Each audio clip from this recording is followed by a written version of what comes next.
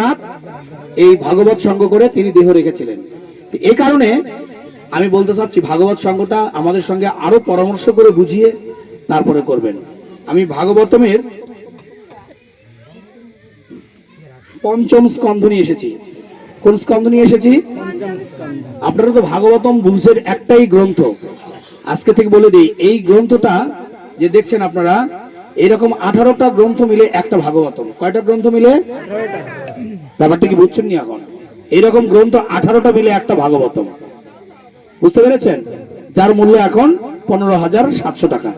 যার মূল্য কত? 15,700 টাকা। সবার পক্ষে সম্ভব নয় কেনার জন্য। এই গ্রামের যাই একটু ধনীমান সে কিনবে, আর সবাই ওই গৃহে বসে ভাগবত পাঠ এবং শুনবেন, তাহলে জীবনের উন্নত হবে। এখানে রাখার মতো কিছু দেয়নি না? রাখতে হবে, বুদ্ধি নাই। এই শুভম, এই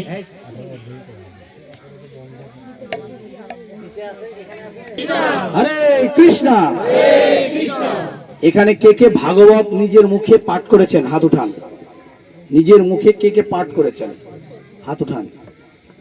মাত্র 1 2 3 4 5 জন। আজকের জন্য এই 5-6 জন, ধরেন 10 জনই ধরলাম, অথবা লজ্জা করে 2 জন হাত উঠায় নাই, গৃহে তো অনেকজনে পাঠ করে, হয়তোবা ধরেন 10 জন না 20 জনই ধরলাম। এখানে তো আর 20 জন মানুষ নেই, ভক্ত নেই না। তাহলে আজকে আন্তর্জাতিক কৃষ্ণ ভবনামিত সংঘ ইসকনের জন্য শিল প্রভুপাদের কৃপায় আজকে যারা ভক্ত আছি আমরা এখানে সবাই নিজের বদন দিয়ে ভাগবত পাঠ করব। হরি বল, বলুন হরি বল। হরি বল। তাহলে আমি যেভাবে পাঠ করব আপনারাও সেভাবে আমার সঙ্গে পাঠ করবেন, তাহলে আমারও পাঠ হয়ে গেল, আপনাদেরও পাঠ হয়ে গেল। শুধু শুনে গেলেন তা না, নিজে পাঠ করে গেলেন। মনে থাকবে? এটা আমাদের সোসাইটির শিক্ষা। আমরা নিজে নিজে কিছুই করি না, আপনাদেরকে নিয়ে সবকিছু করি।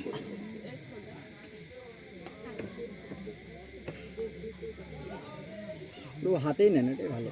অনেক দূরে হয়ে যাচ্ছে, লাইটও নাই। লাইট নাই তো, মোবাইলের লাইট হলে হতো। মোবাইলের লাইট পঞ্চম স্কন্ধ 26 নম্বর শ্লোক। বড় লাইটের দাদা না ধরো, ওটা ফ্ল্যাশ লাইট ধরে ধরো। ও সাতসমা প্রভু শ্লোক নম্বর 37। প্লাস ধরো তাহলে।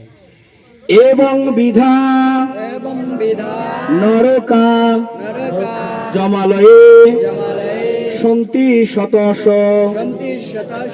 সহস্র শতেষ্ণু সর্বেষু চ সর্ব এবা ধর্ম বতীর্ণ যে কেচিদিন ওদিতা অনুদিতাশ্চ বনিপতে পর্যায়েন বিশ্বন্তি তথৈব ধর্মানুবর্তিন ইতরত্র ইহতু পূর্ণভাবে ত উভয় সভাস ভাং নিবিশন্তি। সবাই বলেছেন তো? হরি বল। অনুবাদ তো এবার বাংলায় বলবেন।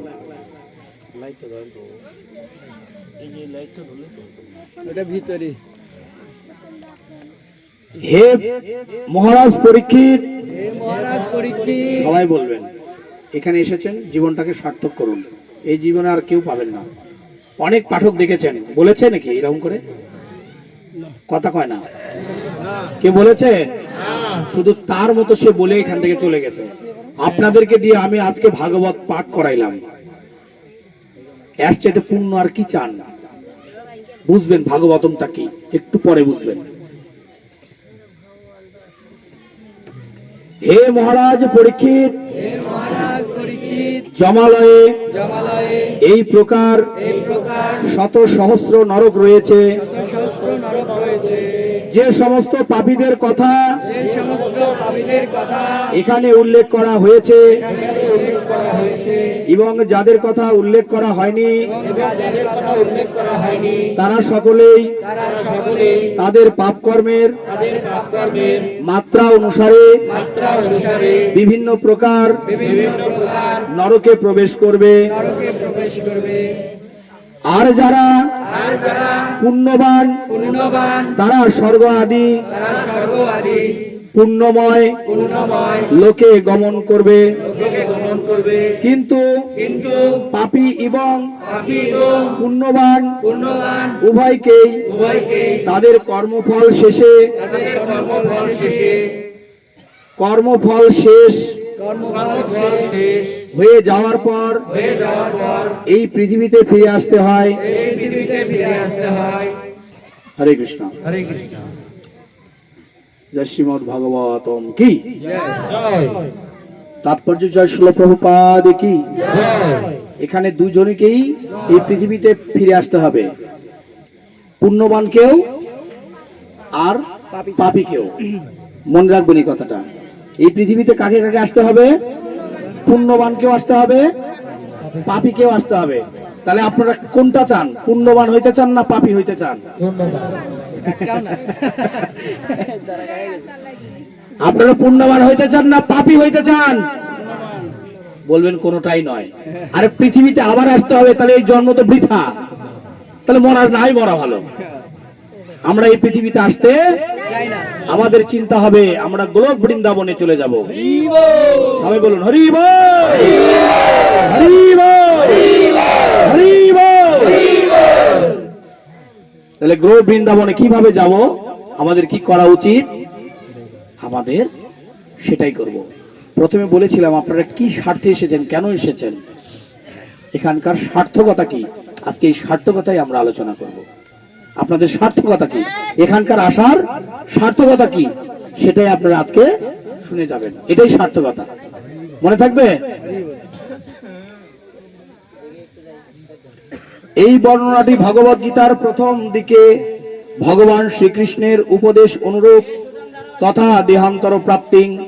এই জড় জগতের জীবকে বিভিন্ন লোকে এক দেহ থেকে আর এক দেহে দেহান্তরিত হইতে হয়।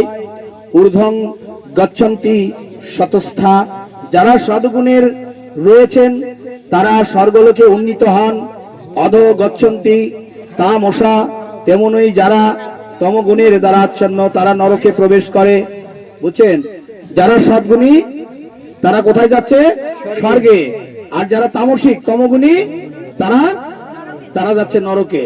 এখানে শতগুণী যারা, তাদেরকে গাভীর সঙ্গে তুলনা করা হয়েছে। কার সঙ্গে? শতগুণ যাদের মধ্যে আছে তারা হচ্ছে গাভীর সঙ্গে তাদেরকে তুলনা করা হয়েছে। আর তামসিক গুণ যাদের মধ্যে আছে তাদেরকে কার সঙ্গে তুলনা করা হয়েছে? বান্দরের সঙ্গে। বানর কার সঙ্গে? দেখবেন বানর কিরকম করে, দেখাবো না? সবাই জানেন, সবসময় চঞ্চল।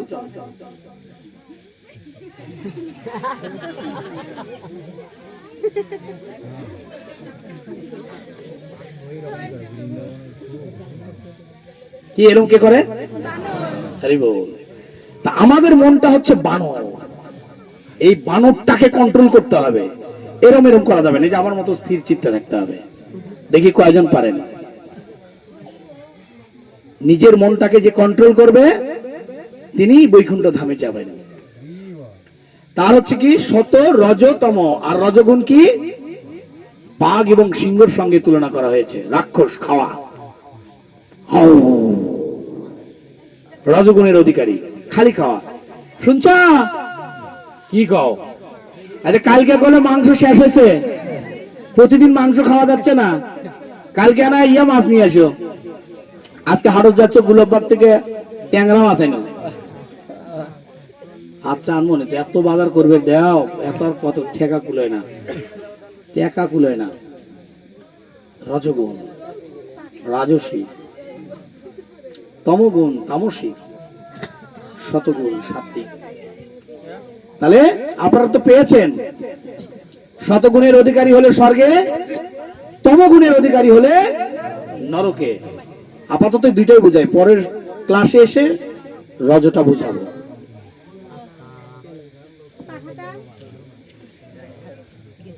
আদৌ গচ্ছন্তি তামসা, তেমনই যারা তমগুণের দ্বারা আচ্ছন্ন তারা নরকে প্রবেশ করে, কিন্তু তারা উভয়ের জন্ম মৃত্যুর চক্রে আবদ্ধ।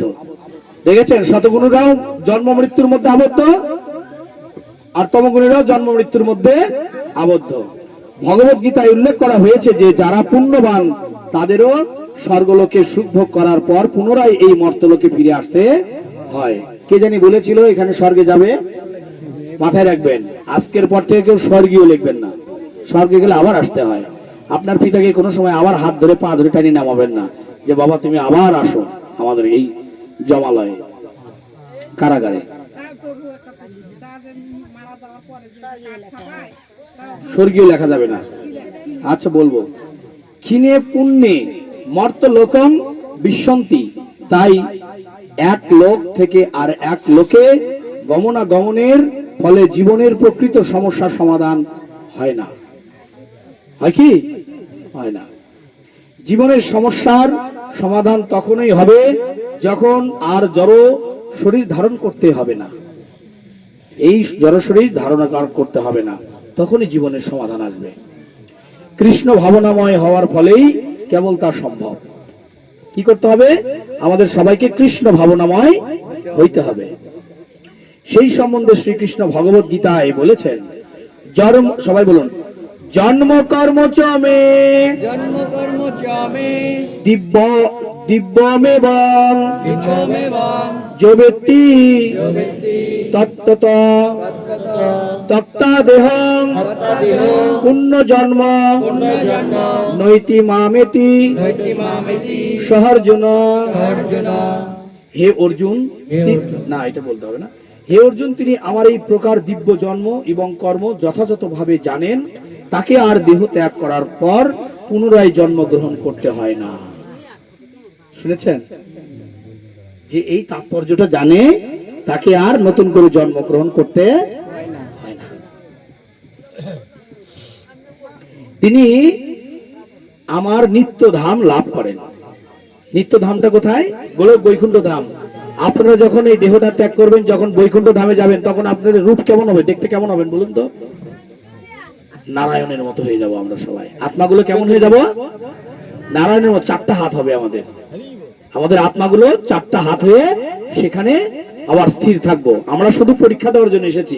আমরা ভগবানের সবাই প্রিয় ছিলাম, শুধু আমাদেরকে পাঠিয়েছিল একটু খেলা করার জন্য, তার নাম কীর্তন করার জন্য আমরা এসেছি। কিন্তু এসে তো ছিন্ন হলাম, সম্পর্কটাকে ছিন্ন করে দিলাম। সেই অবিচ্ছেদ্য সম্পর্কটাকে পূর্ণ স্থাপন করার জন্যই আজকে এই ভাগবত সঙ্গ করা। ভগবানের সঙ্গে যে আমাদের পূর্ণ সম্পর্ক ছিল সেটা আমরা ছিন্ন করেছি।